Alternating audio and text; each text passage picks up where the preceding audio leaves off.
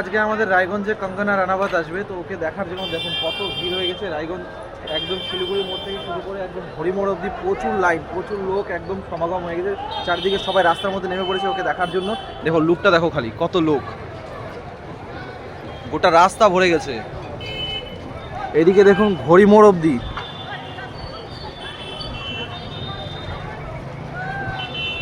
সবাই রাস্তায় নেমে পড়েছে দেখার জন্য, সবাই লাইন দিয়ে রয়েছে, আর কিছুক্ষণের মধ্যেই আসবে।